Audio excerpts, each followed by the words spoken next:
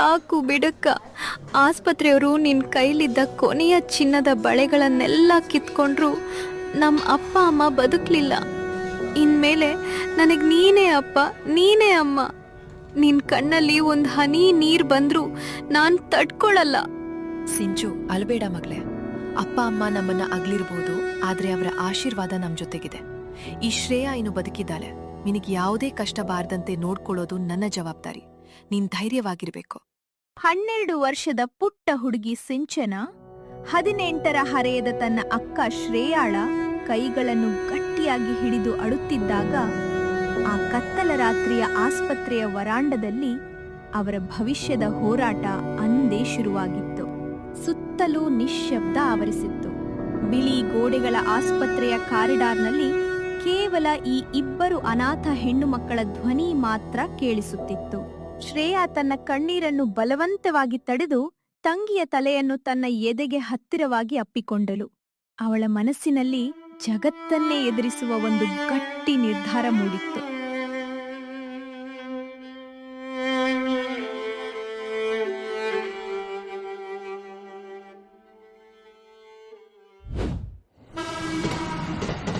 ಮಂಗಳೂರಿನ ಸೆಖೆ ತುಂಬಿದ ರೈಲ್ವೆ ನಿಲ್ದಾಣ. ಮುಂಜಾನೆ 4 ಗಂಟೆಯ ಸಮಯ.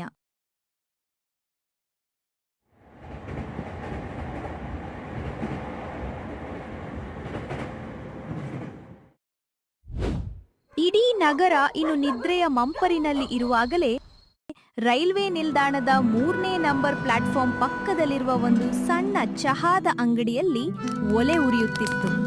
ಆ ಸಣ್ಣ ಅಂಗಡಿಯೇ ಶ್ರೇಯಾ ಮತ್ತು ಸಿಂಚನಾಳ ಬದುಕಿನ ಆಸರೆಯಾಗಿತ್ತು.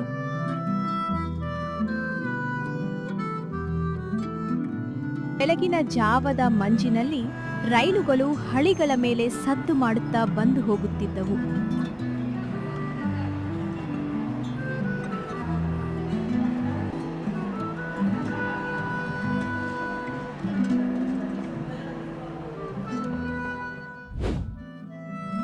ಶ್ರೇಯಾ ಒಲೆ ಮೇಲೆ ದೊಡ್ಡ ಚಹಾ ಪಾತ್ರೆಯನ್ನ ಇಟ್ಟು ಕೈಯಲ್ಲಿ ಹಿಡಿದಿದ್ದ ಹಾಲಿನ ಕವರನ್ನ ಕತ್ತರಿಸಿ ಸುರಿಯುತ್ತಿದ್ದಳು.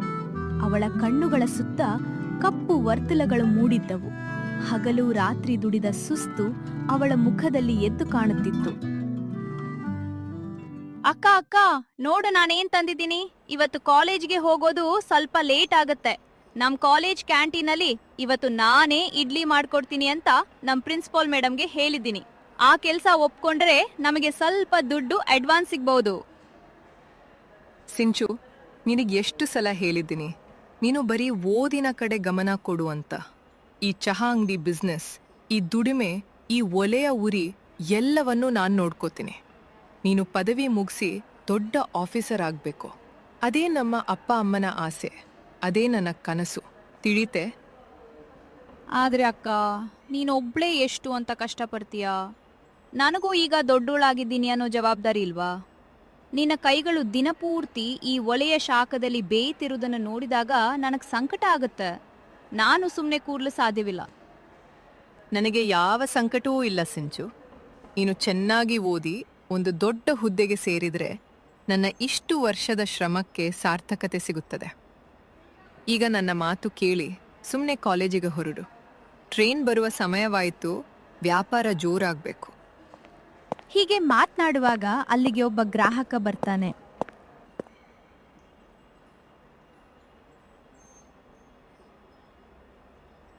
ಅಮ್ಮ ಶ್ರೇಯಾ, ಒಂದು ಇಂಜಿನ್ ಚಹಾ ಕೊಡು ಬೇಗ. ಗಾಗಾಡಿ ಬಿಡುವ ಸಮಯವಾಯಿತು. ನಿನ್ನ ಕೈ ಚಹಾ ಕುಡಿಯದಿದ್ದರೆ ನನ್ನ ಪ್ರಯಾಣವೇ ಪೂರ್ಣವಾಗುವುದಿಲ್ಲ. ತಗೋಳಿ, ಬಿಸಿ ಬಿಸಿಯಾಗಿದೆ, ಕುಡೀರಿ. ಸಿಂಚು, ನೀನು ಇನ್ನು ಹೊರಡಲಿಲ್ಲವೇ? ಅದೇ ಕ್ಷಣದಲ್ಲಿ ಆ ಅಂಗಡಿಯ ನಿಜವಾದ ಮಾಲೀಕ ಸೋಮಣ್ಣ ಅಲ್ಲಿಗೆ ಬಂದ.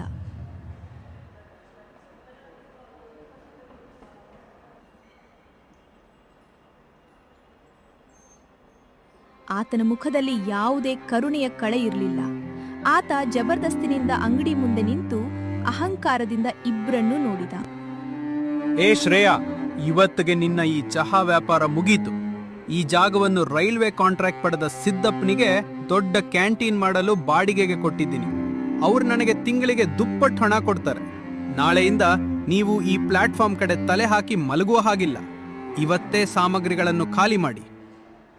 ಸೋಮಣ್ಣ ತಾತ, ದಯವಿಟ್ಟು ಹಾಗೆ ಮಾಡಬೇಡಿ. ಈ ಅಂಗಡಿ ಹೋದ್ರೆ ನಾವ್ ಎಲ್ಲಿಗೆ ಹೋಗ್ಬೇಕು? ನಮ್ ಊಟದ ಗತಿ ಏನು? ನನ್ ಕಾಲೇಜು ಫೀಸ್ ಕಟ್ಲು ಹಣ ಎಲ್ಲಿದೆ? ದಯವಿಟ್ಟು ನಮ್ಗೆ ಇನ್ನೊಂದ್ ತಿಂಗಳು ಸಮಯ ಕೊಡಿ.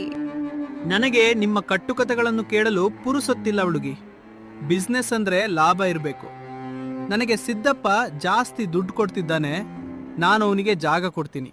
ಸಂಜೆಯೊಳಗೆ ಇಲ್ಲಿ ಒಂದು ಡಬ್ಬಿ ಕೂಡ ಇರಬಾರ್ದು, ಅಷ್ಟೇ.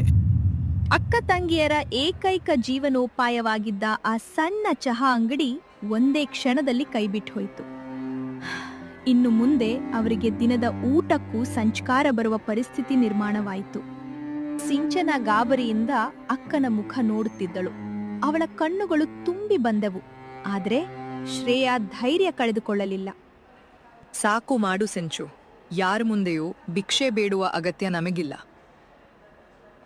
ಸರಿ ಸೋಮಣ್ಣ, ಇಷ್ಟು ದಿನ ನಮಗೆ ಇಲ್ಲಿ ವ್ಯಾಪಾರ ಮಾಡಲು ಬಿಟ್ಟಿದ್ದಕ್ಕೆ ಧನ್ಯವಾದ. ಇವತ್ತು ಸಂಜೆಯೊಳಗೆ ನಾವು ಜಾಗ ಖಾಲಿ ಮಾಡ್ತೀವಿ. ನಮ್ಮ ಪ್ರಾಮಾಣಿಕತೆಗೆ ಭಗವಂತ ಎಲ್ಲಾದ್ರೂ ಒಂದು ದಾರಿ ತೋರಿಸ್ತಾನೆ ತಾನೆ.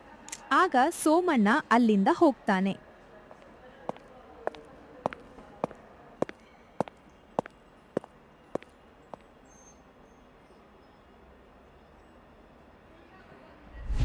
ಬದುಕು. ಕೆಲವು ಬಾರಿ ನಾವು ಕಟ್ಟಿಕೊಂಡ ಪುಟ್ಟ ಗೂಡನ್ನ ಒಂದೇ ಏಟಿಗೆ ಧ್ವಂಸ ಮಾಡಿಬಿಡುತ್ತದೆ. ಆದ್ರೆ ಆ ಗೂಡಿನ ಕಡ್ಡಿಗಳು ಬಿದ್ದ ತಕ್ಷಣ ಹಕ್ಕಿ ಹಾರುವುದನ್ನು ನಿಲ್ಲಿಸುವುದಿಲ್ಲ. ಹೊಸದೊಂದು ಗೂಡು ಕಟ್ಟಲು ಅದು ಮತ್ತೆ ರೆಕ್ಕೆ ಬಿಚ್ಚುತ್ತದೆ. ಶ್ರೇಯಾಳ ಸ್ಥಿತಿಯು ಹಾಗೆ ಇತ್ತು.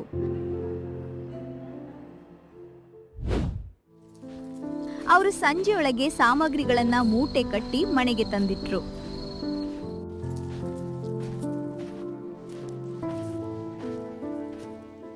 ಅಂಗಡಿ ಕೈಬಿಟ್ಟು ಹೋದ ಮೇಲೆ ಶ್ರೇಯಾ ಸುಮ್ಮನೆ ಕೂರ್ಲಿಲ್ಲ. ಮನೆಯಲ್ಲೇ ಕುಡಿತ್ರೆ ತಂಗಿಯ ಕಾಲೇಜ್ ಫೀಸ್ ಮತ್ತು ಮನೆ ಬಾಡಿಗೆ ಕಟ್ಟುವುದು ಹೇಗೆ ಎಂಬ ಆತಂಕ ಅವಳನ್ನು ಕಾಡತೊಡಗಿತ್ತು. ನಗರದ ಗಲ್ಲಿಗಳಲ್ಲಿ ಕೆಲಸಕ್ಕಾಗಿ ಅಲೆದಾಡಿದಳು.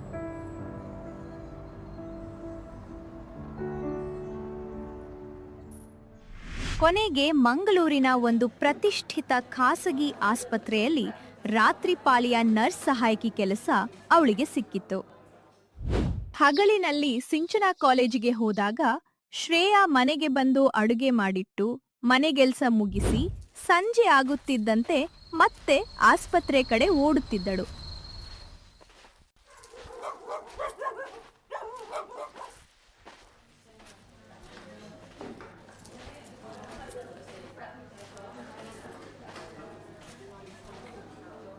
ದಿನದ 24 ಗಂಟೆಗಳಲ್ಲಿ ಅವಳು ಮಲಗುತ್ತಿದ್ದುದು ಕೇವಲ 3 ಗಂಟೆಗಳು ಮಾತ್ರ.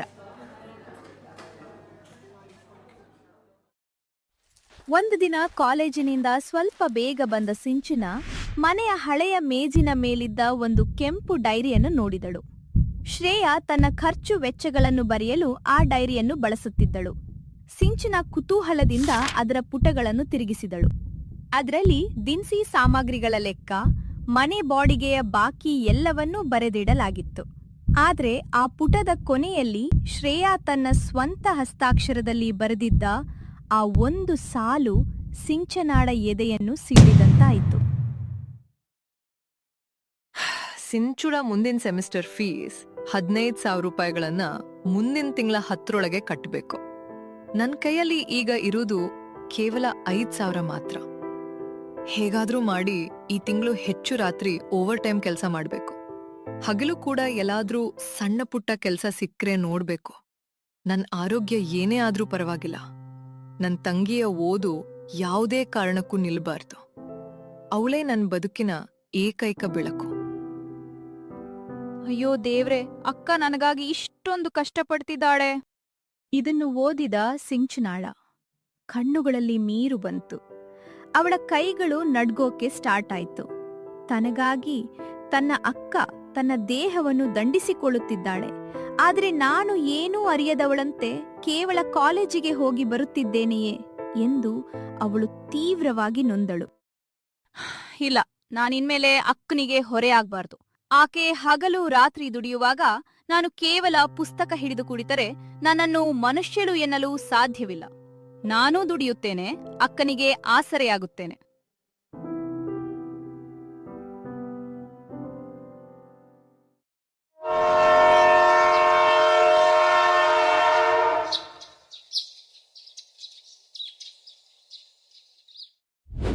ಮರುದಿನ ಸಿಂಚನಾ ತನ್ನ ಅಕ್ಕನಿಗೆ ತಿಳಿಯದಂತೆ ಒಂದು ದೊಡ್ಡ ನಿರ್ಧಾರ ಮಾಡಿದಳು.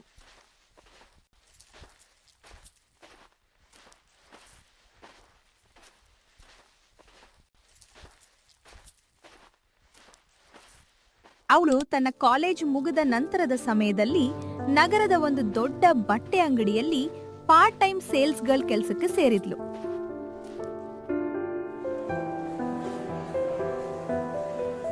ಪ್ರತಿದಿನ ಸಂಜೆ 4ರಿಂದ ರಾತ್ರಿ 8 ಗಂಟೆಯವರೆಗೆ ಕಷ್ಟಪಟ್ಟು ಅವಳು ಅಲ್ಲಿ ಕೆಲಸ ಮಾಡುತ್ತಿದ್ದಳು.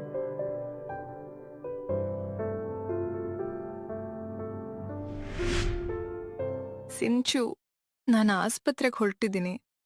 ಅಡ್ಗೆ ಮಾಡಿಟ್ಟಿದ್ದೀನಿ. ರಾತ್ರಿ ಸರಿಯಾದ ಸಮಯಕ್ಕೆ ಊಟ ಮಾಡಿ ಮಲಗಿಕೋ. ಇತ್ತೀಚೆಗೆ ನೀನು ಸಂಜೆ ತುಂಬಾ ಲೇಟಾಗಿ ಮನೆಗೆ ಬರ್ತಿದೀಯಾ? ಯಾಕ್ ಮಗಳೇ? ಅದು ಅಕ್ಕ, ಕಾಲೇಜ್ನಲ್ಲಿ ಈ ಸಲ ಎಕ್ಸಾಮ್ಸ್ ಹತ್ರ ಬರ್ತಿದ್ಯಲ್ಲ, ಅದಕ್ಕೆ ಪ್ರೊಫೆಸರ್ಸ್ ಸ್ಪೆಷಲ್ ಕ್ಲಾಸ್ ತಗೋತಿದ್ದಾರೆ. ಆಮೇಲೆ ನಾನು ಲೈಬ್ರರಿಯಲ್ಲಿ ನೋಟ್ಸ್ ಮಾಡ್ಕೋತಾ ಇರ್ತೀನಿ. ಅದಕ್ಕೆ ಸ್ವಲ್ಪ ತರವಾಗುತ್ತೆ. ನೀನ್ ನನ್ ಬಗ್ಗೆ ಯೋಚನೆ ಮಾಡಿ ಆಸ್ಪತ್ರೆಯಲ್ಲಿ ಬೇಸರ ಮಾಡ್ಕೋಬೇಡ. ನನ್ನ ಚಿನ್ನದ ತಂಗಿ, ನಿನ್ನ ಓದಿನ ಶ್ರದ್ಧೆ ನೋಡಿದ್ರೆ ನನಗೆ ತುಂಬಾ ಹೆಮ್ಮೆ ಆಗತ್ತೆ. ಸರಿ, ಜಾಗ್ರತೆಯಾಗಿ ಮನೆಗ್ ಬಾ. ಇಬ್ಬರು ಒಬ್ರಿಗೊಬ್ರು ತಿಳಿಯದಂತೆ ಪರಸ್ಪರರ ಸುಖಕ್ಕಾಗಿ ಸುಳ್ಳುಗಳ ಜಾಲವನ್ನ ಹೆಣೆಯುತ್ತಿದ್ದರು. ಆದರೆ ಆ ಸುಳ್ಳುಗಳಲ್ಲಿ ಸ್ವಾರ್ಥವಿರಲಿಲ್ಲ, ಕೇವಲ ಪವಿತ್ರವಾದ ಪ್ರೀತಿ ಇತ್ತು.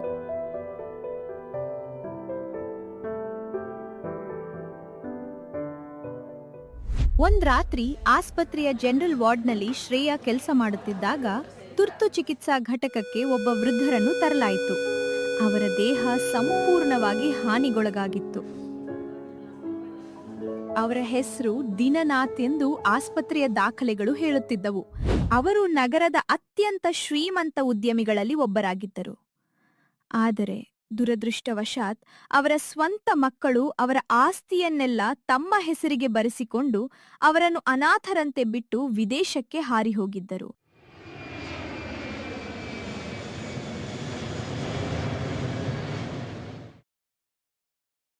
ಅವರ ಜೊತೆ ಆಸ್ಪತ್ರೆಯಲ್ಲಿ ಕಾಳಜಿ ವಹಿಸಲು ಯಾರೂ ಇರಲಿಲ್ಲ. ದಿನನಾಥ್ ಅವರಿಗೆ ತೀವ್ರವಾದ ಪಾರ್ಶ್ವವಾಯು ಅಂದ್ರೆ ಪ್ಯಾರಲಿಸಿಸ್ ಆಗಿದ್ದರಿಂದ ಅವರಿಗೆ ಮಾತನಾಡಲು ಅಥವಾ ಕೈ ಕಾಲು ಆಡಿಸಲು ಆಗುತ್ತಿರಲಿಲ್ಲ.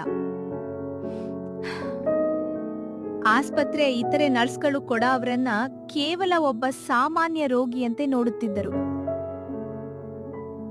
ಆದ್ರೆ ಶ್ರೇಯಾ ಹಾಗೆ ಮಾಡ್ಲಿಲ್ಲ. ತಾತ, ಕಣ್ಬಿಡಿ, ಇಗೋ ಬಿಸಿ ಬಿಸಿ ಹಣ್ಣಿನ ರಸ ತಂದಿದ್ದೀನಿ, ಸ್ವಲ್ಪ ಕುಡೀರಿ. ನಿಮ್ಮ ಮಕ್ಕಳು ಬರ್ಲಿಲ್ಲ ಎಂದು ಬೇಸರ ಮಾಡಿಕೊಳ್ಬೇಡಿ. ಭಗವಂತ ಎಲ್ಲವನ್ನೂ ನೋಡ್ತಿರ್ತಾನೆ. ಇಂದಿನಿಂದ ನಿಮ್ಮನ್ನು ನೋಡಿಕೊಳ್ಳಲು ಈ ಶ್ರೇಯಾ ಇದ್ದಾಳೆ.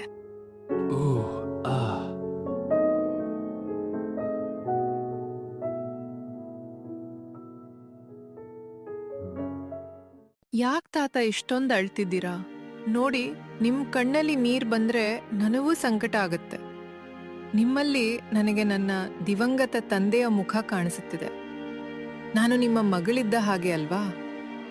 ನಿಮಗೆ ಸಂಪೂರ್ಣವಾಗಿ ಹುಷಾರಾಗುವವರೆಗೂ ನಾನು ನಿಮ್ ಜೊತೆಯಲ್ಲೇ ಇರುತ್ತೇನೆ. ನನ್ನನ್ನು ನಂಬಿ.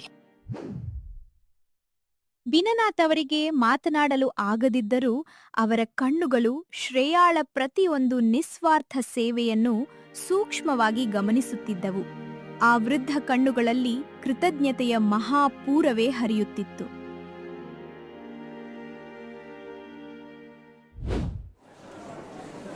ಅದೇ ಸಮಯದಲ್ಲಿ ಬಟ್ಟೆ ಅಂಗಡಿಯಲ್ಲಿ ಕೆಲಸ ಮಾಡುತ್ತಿದ್ದ ಸಿಂಚನಾ ಶ್ರದ್ಧೆಯಿಂದ ಗ್ರಾಹಕರನ್ನು ಉಪಚರಿಸುತ್ತಿದ್ದಳು.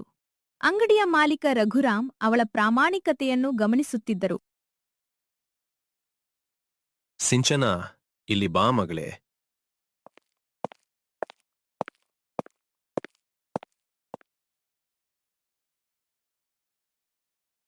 ಇವತ್ತಿಗೂ 1 ತಿಂಗಳು ಮುಗಿಯಿತು. ನೀನು ತುಂಬಾ ಪ್ರಾಮಾಣಿಕವಾಗಿ ಶ್ರದ್ಧೆಯಿಂದ ಕೆಲಸ ಮಾಡ್ತೀಯ.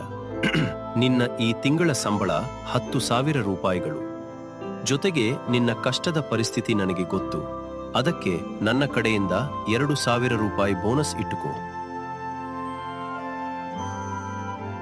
ತುಂಬಾ ಧನ್ಯವಾದಗಳು ರಘುರಾಮ್ ಸರ್. ಈ ಹಣ ನನಗೆ ಎಷ್ಟು ಸಹಾಯ ಮಾಡುತ್ತದೆ ಎಂದು ನಿಮಗೆ ಊಹಿಸಲು ಸಾಧ್ಯವಿಲ್ಲ. ನಾನು ನಿಮಗೆ ಯಾವಾಗಲೂ ಚಿರುಣಿಯಾಗಿರುತ್ತೇನೆ.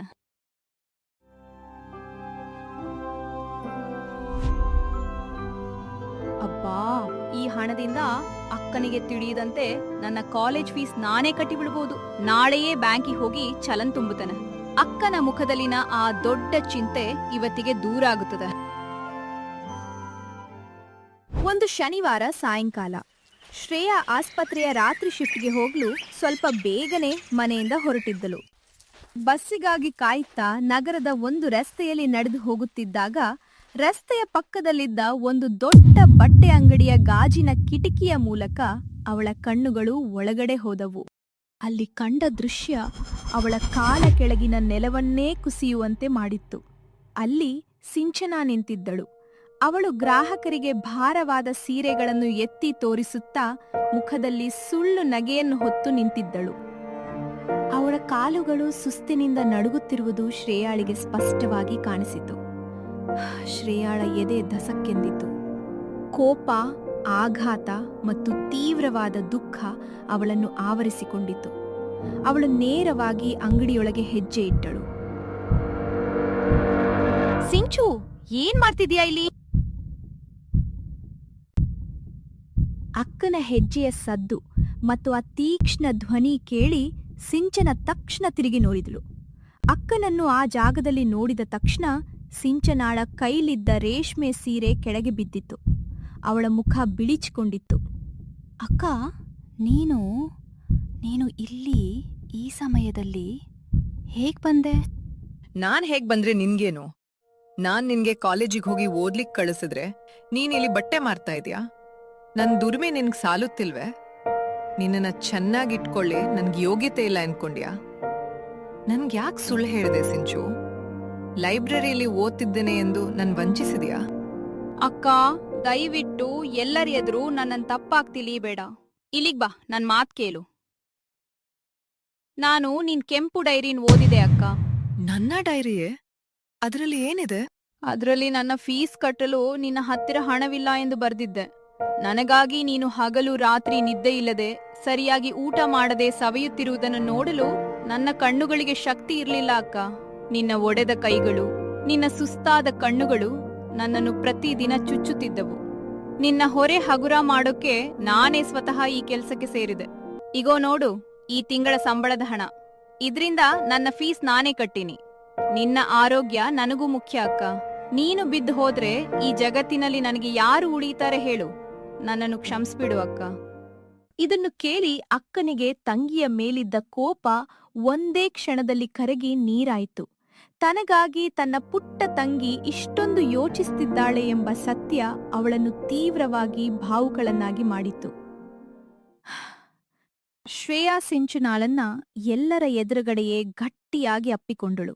ಇಬ್ಬರ ಕಣ್ಣೀರು ಒಂದಾಗಿ ಅವರ ಬಟ್ಟೆಗಳನ್ನ ಒದ್ದೆ ಮಾಡಿತ್ತು. ಅಲ್ಲಿ ಇದ್ದ ಗ್ರಾಹಕರು ಮತ್ತು ಅಂಗಡಿಯ ಮಾಲೀಕ ರಘುರಾಮ್ ಅವರ ಕಣ್ಣುಗಳಲ್ಲಿ ನೀರು ತುಂಬಿಕೊಂಡಿತ್ತು. ಶ್ರೇಯಾ ಅವರೇ, ನಿಮ್ ತಂಗಿ ನಿಜಕ್ಕೂ ಓಡ ಹುಟ್ಟಿದ ಚಿನ್ನ. ಆಕೆಯಲ್ಲಿ ಕೆಲಸ ಮಾಡಿದ್ದು ತನ್ನ ಸ್ವಂತ ಆಸೆಗಲ್ಲ, ನಿಮಗಾಗಿ. ಇಂತಹ ತಂಗಿಯನ್ನು ಪಡೆಯಲು ನೀವು ಪುಣ್ಯ ಮಾಡಿದ್ದೀರಿ. ದಯವಿಟ್ಟು ಅವಳ ಮೇಲೆ ಕೋಪ ಮಾಡ್ಕೋಬಿಡಿ. ನನ್ ಹುಚ್ಚು ತಂಗಿ, ನೀನ್ ನನಗಾಗಿ ಇಷ್ಟೊಂದು ಕಷ್ಟ ಪಡ್ಬೇಕಾಗಿರ್ಲಿಲ್ಲ. ಸರಿ, ಇನ್ಮೇಲೆ ನನಗೆ ಸುಳ್ಳು ಹೇಳ್ಬೇಡ. ಆದ್ರೆ ನನ್ನದೊಂದು ಷರತ್ತು. ನಿನ್ ಓದಿಗೆ ಯಾವುದೇ ಕಾರಣಕ್ಕೂ ತೊಂದರೆ ಆಗ್ಬಾರ್ದು. ಪರೀಕ್ಷೆಯ ಸಮಯದಲ್ಲಿ ಸರಿ ಅಕ್ಕ, ನಿನ್ನ ಮಾತು ನಾನು ಯಾವತ್ತೂ ಮೀರಲ್ಲ.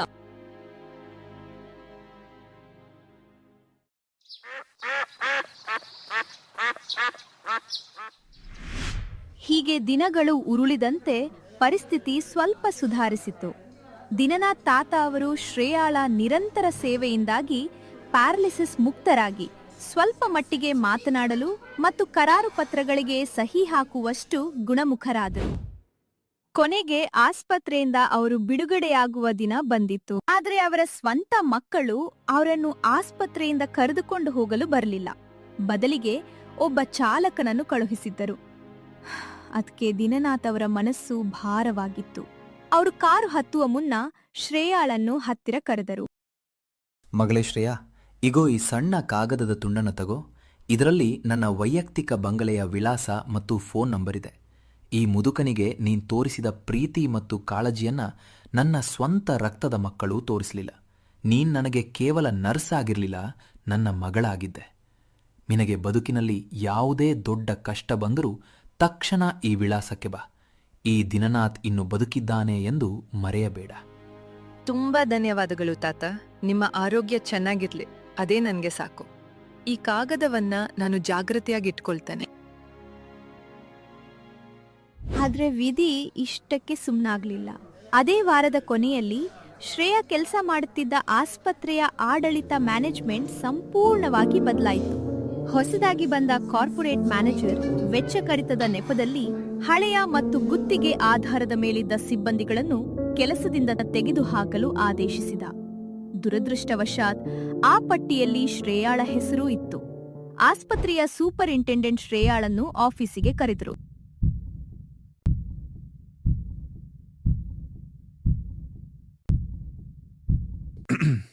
ನೋಡಿ ಶ್ರೇಯಾ, ನೀವು ತುಂಬಾ ಒಳ್ಳೆ ಕೆಲಸಗಾರರು.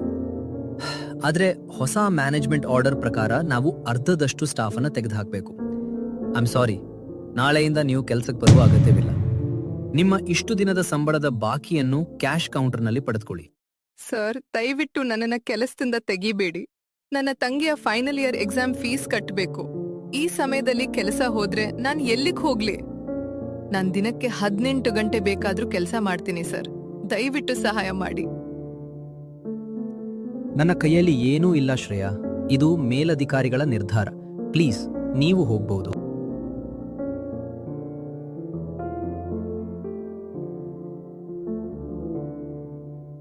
ಯಾವುದೇ ಮುನ್ಸೂಚನೆ ಇಲ್ಲದೆ ಶ್ರೇಯಾ ಮತ್ತೆ ಕೆಲಸ ಕಳೆದುಕೊಂಡು ಬೀದಿಗೆ ಬಂದಳು.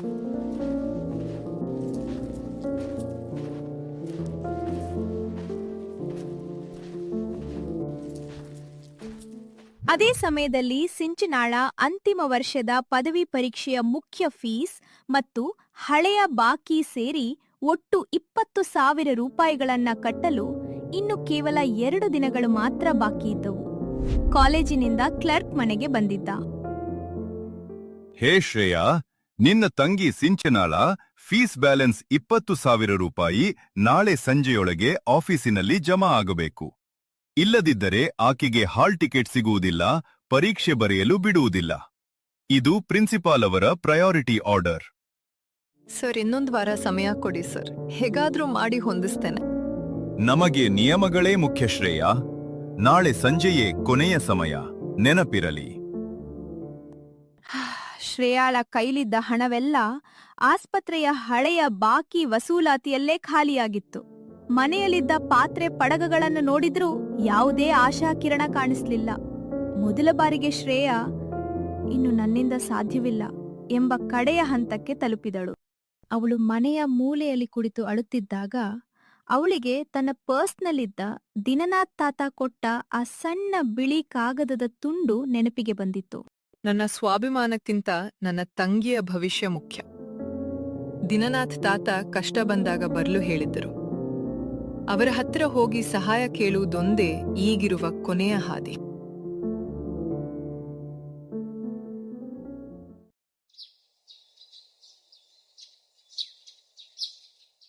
ಮರುದಿನ ಬೆಳಗ್ಗೆ ಶ್ರೇಯಾ ನೇರವಾಗಿ ಆ ಕಾಗದದಲ್ಲಿದ್ದ ದೊಡ್ಡ ಬಂಗಲೆಯ ವಿಳಾಸದ ಮುಂದೆ ಹೋಗಿ ನಿಂತಳು. ಬಂಗಲೆಯ ಆವರಣದೊಳಗೆ ಹೆಜ್ಜೆ ಇಡುತ್ತಿದ್ದಂತೆ ಶ್ರೇಯಾಳಿಗೆ ಒಂದು ಕಡೆ ಭಯ, ಇನ್ನೊಂದು ಕಡೆ ಸಂಕೋಚ ಕಾಡುತ್ತಿತ್ತು.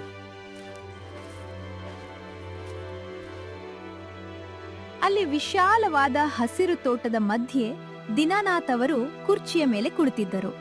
ಅವರ ಪಕ್ಕದಲ್ಲಿ ಒಬ್ಬ ಸುಂದರ, ಹಸನ್ಮುಖಿ ಮತ್ತು ಗೌರವಾನ್ವಿತ ಯುವಕ ನಿಂತಿದ್ದ.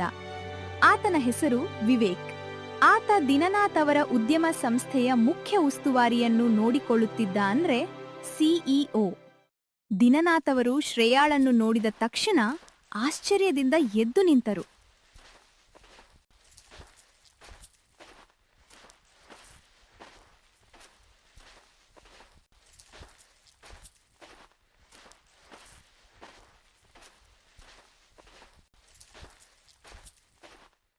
ಬಾ ಮಗಳೇ ಶ್ರೇಯಾ, ಆಸ್ಪತ್ರೆಯಿಂದ ಬಂದ ದಿನದಿಂದ ನಿನ್ನನ್ನೇ ನೆನೆಯುತ್ತಿದ್ದೆ.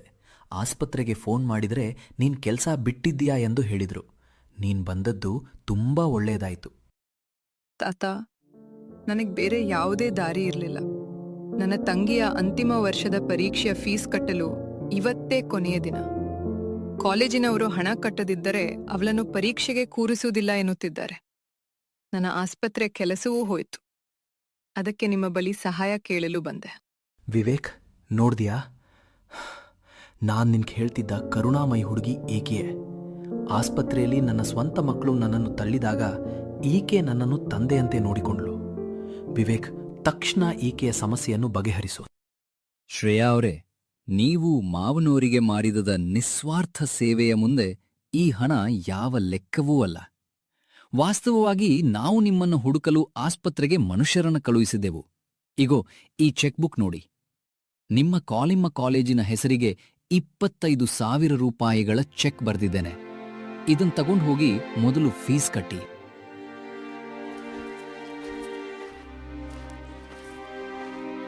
ತುಂಬಾ ಧನ್ಯವಾದಗಳು ಸರ್. ನಿಮ್ಮ ಈ ಉಪಕಾರವನ್ನ ನಾನು ಜನ್ಮಕ್ಕೂ ಮರೆಯೋದಿಲ್ಲ. ನನ್ನ ತಂಗಿಯ ಬದುಕು ಉಳಿಯಿತು. ಇಷ್ಟಕ್ಕೆ ಮುಗಿಲಿಲ್ಲ ಶ್ರೇಯಾ ಅವರೇ. ನಮ್ಮ ಮುಖ್ಯ ಕಚೇರಿಯಲ್ಲಿ ಅಕೌಂಟ್ಸ್ ಮತ್ತು ಅಡ್ಮಿನಿಸ್ಟ್ರೇಷನ್ ವಿಭಾಗದಲ್ಲಿ ಒಂದು ಗೌರವಾನ್ವಿತ ಹುದ್ದೆ ಖಾಲಿ ಇದೆ. ಅದಕ್ಕೆ ನಿಮ್ಮಂತಹ ಪ್ರಾಮಾಣಿಕ ಮತ್ತು ಕರುಣಾಮಯಿ ವ್ಯಕ್ತಿಯೇ ಬೇಕು ಎಂದು ಮಾವನವರು ನಿರ್ಧರಿಸಿದ್ದಾರೆ. ನಾಳೆಯಿಂದಲೇ ನೀವು ಗೌರವಯುತ ಸಂಬಳದೊಂದಿಗೆ ಆ ಕೆಲಸಕ್ಕೆ ಸೇರಬಹುದು. ಇನ್ನು ನಿಮ್ಮ ತಂಗಿಯ ಓದು ಮುಗಿದ ತಕ್ಷಣ ಅವಳ ಯೋಗ್ಯತೆಗೆ ತಕ್ಕಂತೆ ನಮ್ಮ ಸಂಸ್ಥೆಯಲ್ಲೇ ಉನ್ನತ ಹುದ್ದೆ ಸಿಗುತ್ತದೆ. ಇದು ಮಾವನವರ ಕಡ್ಡಾಯದ ಆದೇಶ. ಇದನ್ನು ಕೇಳಿ ಶ್ರೇಯಾಳಿಗೆ ಇದು ಕನಸೋ ಅಥವಾ ನನಸೋ ಎಂದು ತಿಳಿಯದಂತಾಯಿತು. ಕೇವಲ ತಂಗಿಯ ಪರೀಕ್ಷಾ ಫೀಸ್ನ ತಾತ್ಕಾಲಿಕ ಸಹಾಯವನ್ನು ನಿರೀಕ್ಷಿಸಿ ಬಂದಿದ್ದ ಆಕೆಗೆ ಇಡೀ ಬದುಕಿಗೆ ಒಂದು ಭದ್ರವಾದ ಮತ್ತು ಗೌರವಯುತವಾದ ಬುನಾದಿ ಸಿಕ್ಕಿತ್ತು. ವಿವೇಕ್ ಕೇವಲ ಕೆಲಸ ನೀಡಲಿಲ್ಲ. ಶ್ರೇಯಾಳ ಕಣ್ಣುಗಳಲ್ಲಿನ ಆ ಪವಿತ್ರತೆ, ಅವಳ ಸ್ವಾಭಿಮಾನ ಮತ್ತು ತಂಗಿಗಾಗಿ ಆಕೆ ಇಷ್ಟು ವರ್ಷ ಮಾಡಿದ ನಿಸ್ವಾರ್ಥ ತ್ಯಾಗವನ್ನು ನೋಡಿ ಆಕೆಯ ಮೇಲೆ ಆಳವಾದ ಗೌರವಪೂರ್ವಕ ಪ್ರೀತಿ ಮತ್ತು ಆಕರ್ಷಣೆಯನ್ನು ಬೆಳೆಸಿಕೊಂಡಿದ್ದ. ಹೌದು ಶ್ರೇಯಾ, ಭಗವಂತ ಒಳ್ಳೆಯವರಿಗೆ ಯಾವಾಗ ಒಳ್ಳೆಯದನ್ನೇ ಮಾಡ್ತಾನೆ. ಇನ್ಮೇಲೆ ನೀನ್ ಕಷ್ಟಪಡ್ಬೇಕಾಗಿಲ್ಲ. ಧೈರ್ಯವಾಗಿ ಕೆಲ್ಸಕ್ಕೆ ಬಾ.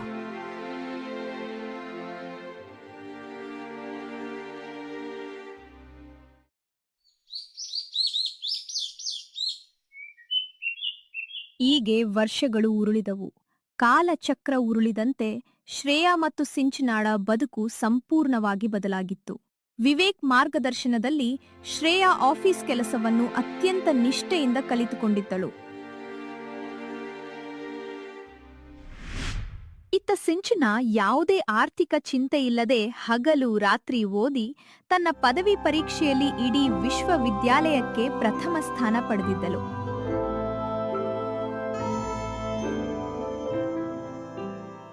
ಒಂದು ದಿನ ಸಂಜೆ ವಿವೇಕ್ ಮತ್ತು ದಿನನಾಥ್ ಅವರು ಶ್ರೇಯಾಳ ಸಣ್ಣ ಮನೆಗೆ ಬಂದರು.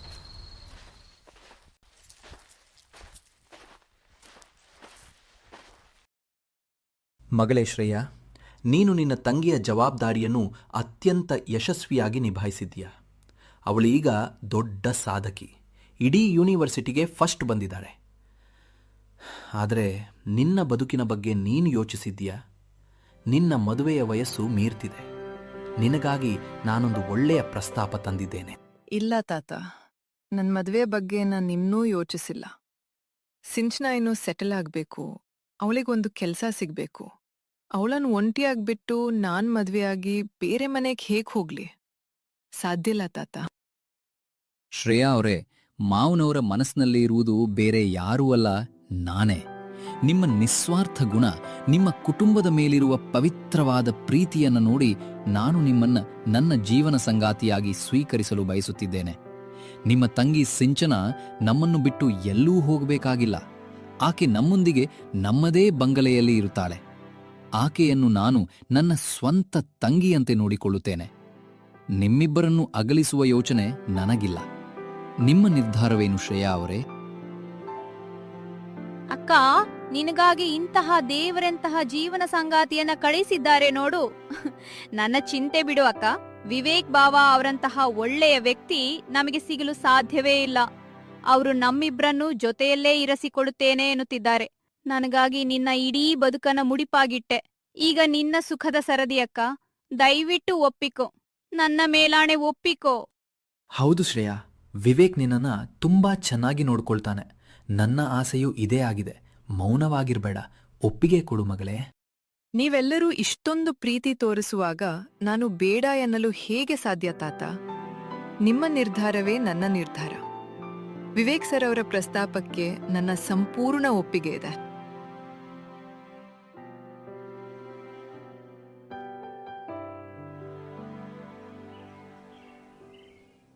ಕೆಲವು ತಿಂಗಳುಗಳ ನಂತರ ಮಂಗಳೂರಿನ ಅತ್ಯಂತ ಪ್ರತಿಷ್ಠಿತ ಸಭಾಂಗಣ, ಅದು ಸಿಂಚನಾಳ ವಿಶ್ವವಿದ್ಯಾಲಯದ ಪದವಿ ಪ್ರದಾನ ಸಮಾರಂಭದ ಅಂದ್ರೆ ಕಾನ್ವೊಕೇಶನ್ ದಿನವಾಗಿತ್ತು. ವೇದಿಕೆಯ ಮೇಲೆ ಗಣ್ಯ ವ್ಯಕ್ತಿಗಳು ಕುಳಿತಿದ್ದರು. ಸಿಂಚನ ಕಪ್ಪು ಬಣ್ಣದ ಕಾನ್ವೊಕೇಶನ್ ಗೌನ್ ಧರಿಸಿ ಇಡೀ ಯೂನಿವರ್ಸಿಟಿಗೆ ಫಸ್ಟ್ ಬಂದಿದ್ದಕ್ಕಾಗಿ ಚಿನ್ನದ ಪದಕವನ್ನ ಮುಖ್ಯ ಅತಿಥಿಗಳಿಂದ ಸ್ವೀಕರಿಸಿದಳು. ಸಭಾಂಗಣದಾದ್ಯಂತ ಚಪ್ಪಾಳೆಯ ಸದ್ದು ಮೊಳಗಿತ್ತು. ಸಿಂಚನಾ ಅವರೇ, ಇಡೀ ರಾಜ್ಯಕ್ಕೆ ಪ್ರಥಮ ಸ್ಥಾನ ಪಡೆದಿದ್ದೀರಿ. ನಿಮ್ಮ ಈ ಅಭೂತಪೂರ್ವ ಯಶಸ್ಸಿನ ರಹಸ್ಯವೇನು? ಇದರ ಶ್ರೇಯಸ್ಸು ಯಾರಿಗೆ ಸಲ್ಲಬೇಕು ಎಂದು ನೀವು ಬಯಸುತ್ತೀರಿ? ಸಿಂಚನ ಮೈಕ್ ಹಿಡಿದು ಪ್ರೇಕ್ಷಕರ ಸಾಲಿನಲ್ಲಿದ್ದ ತನ್ನ ಅಕ್ಕ ಶ್ರೇಯಾಳನ್ನ ನೋಡಿದಳು. ಅವಳ ಕಣ್ಣುಗಳಲ್ಲಿ ಕಣ್ಣೀರು ತುಂಬಿ ಬಂದಿತ್ತು. ಅವಳು ಗದ್ಗದಿತ ಕಂಠದಿಂದ ಇಡೀ ಸಭಾಂಗಣ ಕೇಳುವಂತೆ ಮಾತನಾಡಲು ಶುರು ಮಾಡಿದಳು.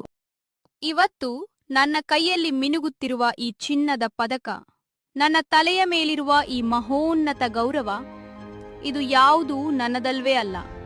ಇದರ ಸಂಪೂರ್ಣ ಶ್ರೇಯಸ್ಸು ವೇದಿಕೆಯ ಮುಂಭಾಗದಲ್ಲಿ ಕುಳಿತಿರುವ ನನ್ನ ಪ್ರೀತಿಯ ಅಕ್ಕ ಶ್ರೇಯಾಳಿಗೆ ಸಲ್ಲಬೇಕು.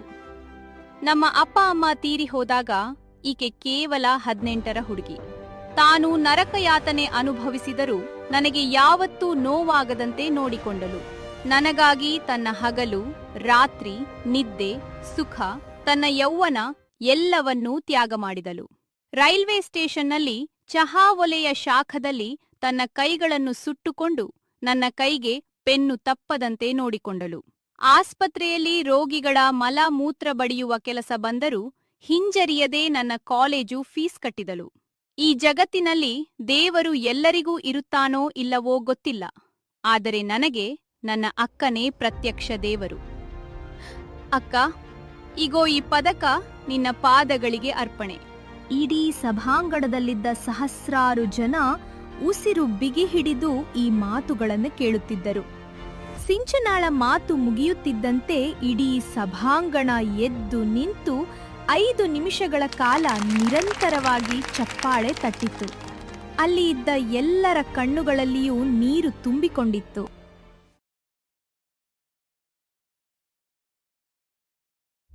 ಸಿಂಚನ ವೇದಿಕೆಯಿಂದ ಕೆಳಗೆ ಓಡೋಡಿ ಬಂದು ಪ್ರೇಕ್ಷಕರ ಸಾಲಿನಲ್ಲಿ ನಿಂತಿದ್ದ ಅಕ್ಕ ಶ್ರೇಯಾಳನ್ನು ಗಟ್ಟಿಯಾಗಿ ಅಪ್ಪಿಕೊಂಡಳು.